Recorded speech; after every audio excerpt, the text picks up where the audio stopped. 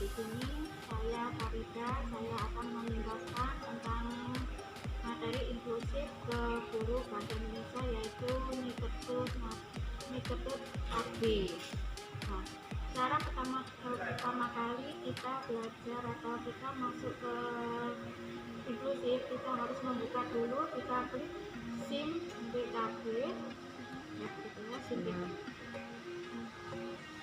Klik guru belajar. Di guru belajar ini nanti akan keluar login.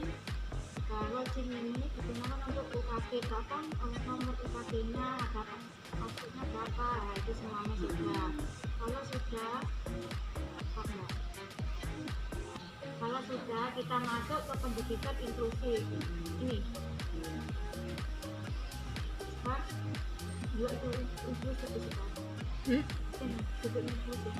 Kita pilih inklusif ya, diketuk ya, pilih inklusif ini, pendidikan inklusif, karena kan kompetensi AKN kan kita sudah mengerjakan. Nah, pandemi COVID sudah kita kerjakan. Nah, sekarang kita masuk ke pendidikan inklusif. Nah, pendidikan inklusif ini karena saya sudah masuk, karena saya sudah melakukan, maka jadinya begini. Kalau Bu Ketut sebelumnya nanti akan ada seperti ini. Bimtek guru belajar ini belum 100% tapi masih 0. Nah, kalau sudah mengerjakan sedikit demi sedikit, ada nanti berapa persenkah yang sudah dikerjakan. Ini bertahap.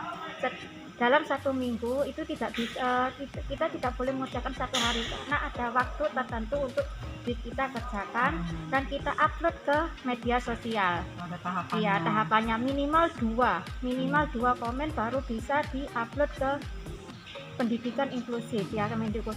Di dalam pendidikan inklusif ini banyak sekali materi-materinya, mulai dari materi ya kebutuhan itu ada satu, yaitu seperti kebutuhan pembelajaran anak dengan hambatan sensori, itu kan masuk ke kebutuhan khusus ya Bu ya. Nah, kebutuhan khusus itu bukan anak tunanetra atau anak autis saja, tidak, tapi banyak macam-macam autis juga. Ini tunarungu. Nah, ada ya, yang dipelajari adalah apa? Aspek motoroik, aspek bicara dan bahasa. Nah, Bu Ketut kan tentang bahasa Indonesia ya. Nah, sudah paham betul kan cara kita berkomunikasi, bicara kan pasti ketahuan. Oh, ini anak ini masuk ke anak khusus. Oh, ini anak yang biasa. Itu sudah kelihatan semuanya ya. Nah, ini ada lagi yaitu kebutuhan anak pembelajaran anak dengan hambatan mental kognitif. Itu juga ada dari spesifik intelektual. Ada biasa kan kalau siswa itu ada yang IQ-nya tinggi, ada yang sedang, ada yang bawah. Nah, itu masuk ke ini tunagrahita. Seperti itu ya. Hakikat sendiri, hakikat pendidikan inklusif. Hakikat pendidikan inklusif ini yaitu sebetulnya di sini Bu. Pembelajaran kita, gitu ya. Nah Bu ya, kan sudah baca ya, ini mulai tahun 1988 antara model signifikan tidak menjamin kesetaraan anak berkebutuhan khusus ya. Ya, bisa Gitu ya, dibaca ya nanti bisa Ibu baca, ya dipelajari sebelum nanti di video ini saya akan ajari bagaimana cara menjawab pertanyaan-pertanyaan yang ada di bimbingan inklusif ini. Selain ada hakikat pendidikan inklusif, ini ada lagi yaitu tentang mekanisme layanan PDBK di sekolah inklusif. Layanannya yang bagaimana bisa kita melakukan suatu individual. Kita kan tidak tahu kan, pertama kita masuk kita kan harus mengidentifikasi dulu siswa. Oh, ini siswa ini bermasalahnya. Itu kan kalau tahu itu kan kita sebelumnya kan mengidentifikasi dulu untuk apa, untuk pengguna kita untuk belajar mengajar anak-anak ya Bu ya. Dan selain juga itu untuk apa, yaitu untuk penilaian asesmen dan planning nanti. Kenapa? Karena setiap asesmen biasanya dulu kalau tidak tahu hanya ABC atau biar badan atau ISTH, padahal asesmen itu banyak sekali ya, bisa dengan cara kita diskusi atau wawancara, banyak sekali macam-macamnya Bu ya. Ini ada asesmen akademik, perkembangan. Nah, sedangkan tujuan sendiri asesmen yaitu memperoleh informasi tentang kondisi anak baik yang berkaitan dan kemampuan akademik. Nah, dari sini adakah yang Ibu Ketut ditanyakan? Oh ya, misalkan ya apa namanya, pada saat kita misalkan bentuk assessment itu kan bermacam-macam. Ada yang melalui wawancara. Ya. Nah, misalkan kita kan belum punya pengetahuan ya mengenai menghadapi anak-anak yang berkebutuhan khusus, mungkin ada trik-triknya Bu Farida. Iya.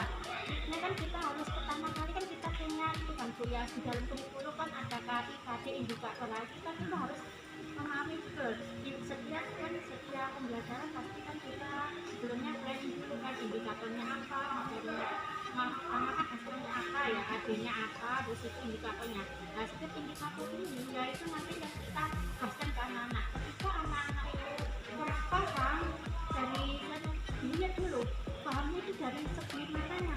Kalau dari segi pembelajaran atau pengetahuan berarti kita menjelaskan pelan-pelan tentang materi tersebut sampai anak benar-benar paham.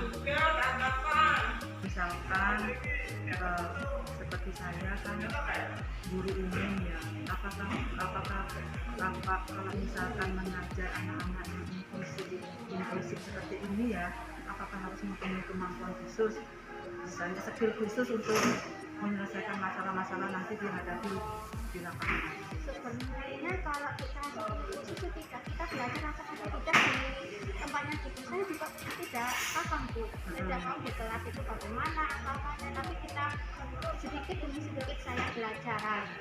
Itulah gunanya kita belajar ke kegiatan inklusif ini, jadi kita mulai bisa, oh ini cara penanganan anak inklusif yang kayak gini ini ya, itu termasuk kita belajar itu kita mempermudah. Iya, di sini juga di inklusif ini Bintang ini ada video-videonya Bu. Nah, ketika anak melakukan apa, videonya apa itu juga sudah ada sumber-sumbernya.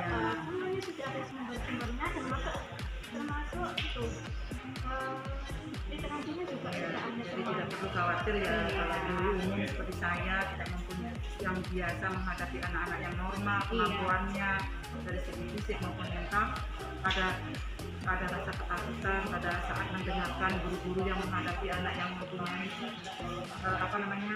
reaksi yang super aktif gitu seperti itu, tapi sekarang tidak perlu khawatir seperti itu. Iya, semuanya kan sudah ada di itu, makanya kita ada acuannya, panduannya seperti itu. Makanya kita setiap hari kalau bisa itu harus buka TKP kita. Apa aja yang kita bisa kerjakan, kita lakukan di sini untuk apa? Untuk pengembangan diri kita dan kita lebih baik dan baik. Jadi mempunyai kemampuan lebih untuk menangani anak-anak yang memang mempunyai ada lagi sedikit. Kalau tidak ada lagi, saya akhiri pengunggahan pada siang hari ini. Assalamualaikum warahmatullahi wabarakatuh, dan semoga pengunggahan saya dapat bermanfaat bagi yang lain. Dan terima kasih Bu Farida atas semuanya penjelasan, mudah-mudahan nanti bisa diimbaskan ke guru-guru yang lain. Insya Allah.